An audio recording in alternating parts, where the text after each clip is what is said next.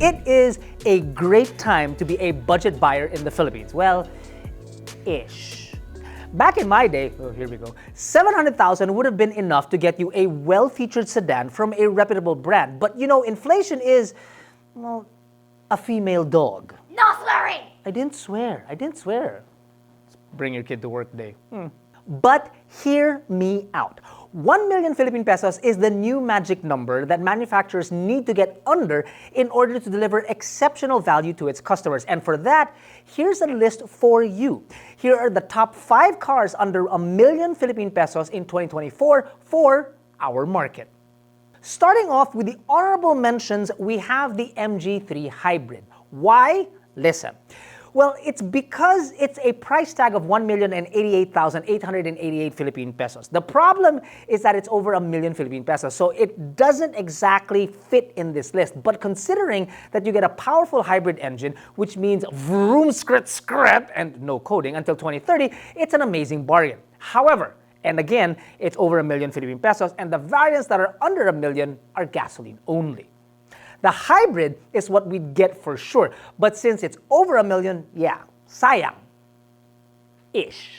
The next honorable mention would be the Toyota Raze. Similar to the MG3, anything lower than the top-of-the-line model for us would be a bit of a miss. With a 1-liter turbo, the car becomes leagues better to drive. With the punchy torque down low, you could even say that it has a bit of liveliness when you stab on the accelerator. Still, that rush doesn't really last that long, but hey, it's a Toyota, it has ground clearance, and its size is well suited to the traffic of the Philippines. If you really can't stretch over the 7 digits, well, you may settle for a mid-range or base model for under 1 million Philippine pesos. It has a 1.2-liter gasoline engine, which is good enough to get you out on the road, through the city, out of town, and of course, it's a Toyota. So, officially kicking off the list, we have the Changan CS15. Priced at just 799,000 for the sole variant in the lineup, this small crossover throws everything and the kitchen sink at you for as little money as possible. Well, almost everything. While it is a competent car with a 4-cylinder 1.5-liter gasoline engine, it also comes with cruise control, a sunroof, and plush interior. But, and this is just a big but here, it doesn't have Apple CarPlay or Android Auto. In fact, its primary shortcoming was its infotainment system. Now, while basic, while it worked, it wasn't exactly something screaming 2020, more like 2010 in terms of features and quality. Apart from that, however, it is under 800,000 Philippine pesos, so yeah. Want to see it in the flesh or in the metal, so to speak? We've got a review. The links are somewhere down below. Next up on the list, number 4 is the Suzuki Ertiga Hybrid. Even after all these years, the base model still goes for under 1 million Philippine pesos. Starting at 954, you would be hard-pressed to find another 7-seater with, well, 7 seats, a large enough cabin, and cargo area for anything you may need. Features that matter, like a good infotainment system with Apple CarPlay and Android Auto, a decent drive, and a frugal, mild hybrid system. The con? Well, the base trim may be a mild hybrid and it's also an MT, but it may be a bit strapped of the more luxurious amenities found in the higher-end variants. Still, however, the fact that you can get a 7-seater mild hybrid for under 1 million Philippine pesos is a great value to me. Still.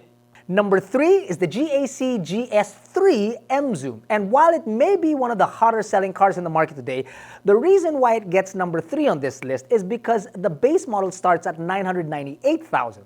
It barely makes the list in terms of price, but it makes up for it with a powerful 1.5-liter turbocharged gasoline engine, plus it gets just enough features for it to be a pretty value-packed machine even at its base trim.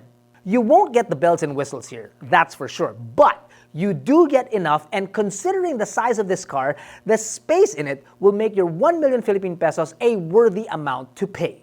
Coming in at number 2, we have the Nissan Almera. You know, if you backtrack several years ago, back when the Almera was still the ugly duckling of the bunch, but now in 2024, the model is a beautiful swan of a sedan with its sharp lines, updated powertrain, and it's a stellar drive. We like the Almera, and for under 1 million Philippine pesos, you can get a mid-range variant with just enough bells and whistles to keep you entertained for years on end. In terms of specs, features, and well, newness, I don't even know if that's a new word, but Earl made it up. Number one on our list is the 2024 Kia Sonet. While $1 million won't get you the top of the line trim, the mid variant is well equipped enough with all you need. Do not underestimate this small crossover because it is a decent amount of size on the inside. Plus, for the weight that it carries, it has a usable 1.5-liter 4-cylinder gasoline engine that punches well above its weight class. On top of that, the features in there are also great, considering that you have Apple CarPlay and Android Auto as standard. While you're driving this car, you won't feel as if you're driving an affordable crossover.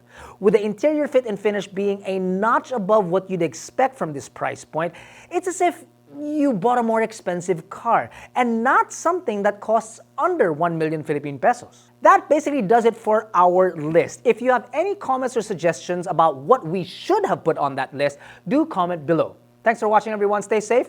I'll see you guys soon. Boy, it's been a while since we've done a behind the desk, hasn't it? Woo! A bit behind Behind what? on our behind the desk. We have been a bit behind on our desks.